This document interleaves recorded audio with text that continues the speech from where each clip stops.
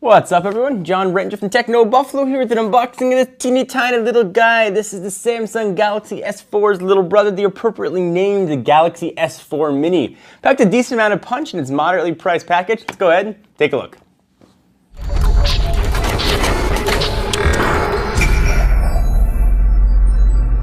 First, let me thank our friends at Negri Electronics for hooking us up with this phone. Be sure to check them out at negrielectronics.com. So here is the Samsung Galaxy S4 Mini, and oddly has very similar specs, save for the screen size and resolution, to its gigantic brother, the Galaxy Mega. Let's go ahead and use our buffalo knife to cut this open, and it literally has a buffalo in it. I was just being cute. We'll go ahead and open this up, and I'll run through the specs and tell you what this guy has. I would not expect this to ever come to US shores. At least the Galaxy S3 Mini never did. So if you want to pick one of these guys up, your best bet is going to be unlocked, probably through our friends at Negri. So go ahead and pull off the plastic. We've got a 8GB version right here. Looks like there's one last little seal that needs to be cut and we'll be all good. So this guy has a 4.3-inch screen with a very low resolution of 960 by 540, giving it a not so awesome PPI of 256, which is about half of what we see on most sort of higher end smartphones. So go ahead and get this out if we can. Boom.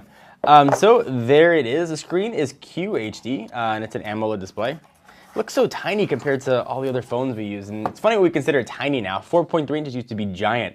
Remember, you go back and look at the HTC Titan or the original Evo phones that seemed really large and now seem really minuscule. It just goes to show what a few years can do for you. So push it off to the side for just a quick second and see what else we got in the box. Quick start guide for getting started quickly. I know some of you guys like to know what the model number is, so it's the GT19195. We've got a charge and sync cable. It's in white. It's kind of nice. You don't see white cables all that often. We've got, looks like an adapter for the power cable. So depending on what country you live in, you can have the right adapter. We've got earbuds. We've got headphones with a noise canceling mic and volume control on it. And we've got the battery, which is a 1900 milliamp hour. Pharaoh, pull it out, get that ready to be put into the phone. So this looks very similar to the Galaxy S4 as you'd expect, the phone that's called the Galaxy S4 Mini. We'll peel all this stuff off here for just a second. And to show you, let's bring in the Galaxy S4.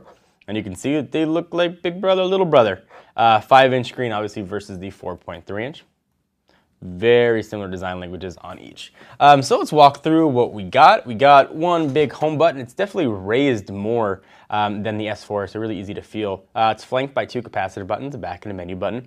Volume rocker up and down on the left-hand side. You got some metal-esque accents. It is still plastic, but it does have a nice feel to it. Your power and lock button, charging and sync, noise-canceling mic, 3.5mm headset jack, some more noise-canceling mic. It looks like we also have the IR blaster. Let's go ahead and pull off the back. We'll pop in the battery. We'll run through the rest of the specs while this guy is booting up.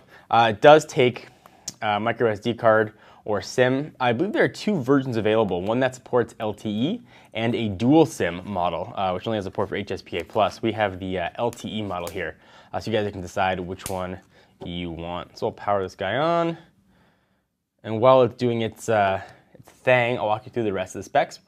So being powered by a 1.7 gigahertz dual-core processor, Android 4.2.2 at launch, 1.5 gigs of RAM, 8 gigs of storage, but again, you can add it to that with an external card.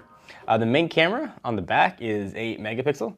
I used to think it was sort of uncommon to have a 1.9 megapixel shooter up front, but Samsung's been doing that on a lot of phones. Same camera again that we saw in the Mega. 802.11 A, B, G, and N. We don't have anything here for AC, Bluetooth 4.0. That 1900 milliamp hour battery that we talked about. It does have NFC, which is kind of nice. So from dimension standpoint, it's 124.6 meters or 4.91 inches by 61.3 millimeters, not meters, rather millimeters, 2.14 inches, 8.94 millimeters, or 0.35 inches, and it weighs 107 grams or 3.77 ounces, depending on where you live. We'll skip through this here. You know, again, it really shows how far technology has come just over the span of a year here. The screen resolution would have looked fine about a year ago, but now it definitely looks a little bit pixelated. The AMOLED screen though does make it look nice. The colors definitely pop, but definitely not one of the more high-res screens we've seen recently.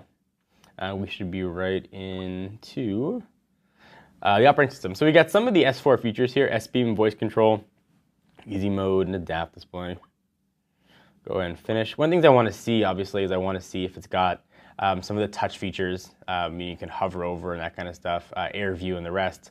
But it looks very S4-esque. Dual-core processor is plenty of power for most folks, so you shouldn't have any issues at all. Processor speed and 1.5 GB of RAM should be plenty.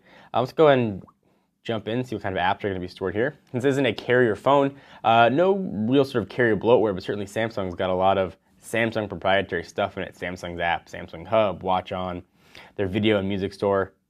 You can see what else we got here. S-Translator, which is really cool. The seldom used S-Voice, Story Album. I do love Samsung's deal with Dropbox, so 100 gigs of free storage is pretty freaking sweet, actually. Let's go into settings. We'll scroll, go to my device, scroll down to the bottom, motions and gestures, smart screen, and see what we got here. So palm control your device by touching the screen with your hand and motion. So that is here. Let's see what we got under smart screen. So the screen stays on as long as you're looking at it. So that's kind of neat. If we go to connections, see what else we got here. NFC, S-Beam, nearby devices, and screen mirroring. Of course, access for keys as well. Driving mode, sort of the rest of that stuff you would expect. Again, for comparisons, let's bring it in to a Galaxy S4. You can see the difference between these two guys. Again, screen's a little lower resolution, but for most people, it's not going to be that big a deal. It looks a little bit low res, as you'd expect, but very serviceable and certainly easy enough to use.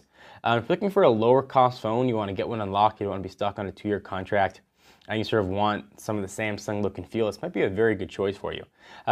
Please give the video a thumbs up. We most definitely appreciate it. Check out our friends at negrielectronics.com. I'm John Rettinger from Techno Buffalo, and I'll see you in the next video. Bye.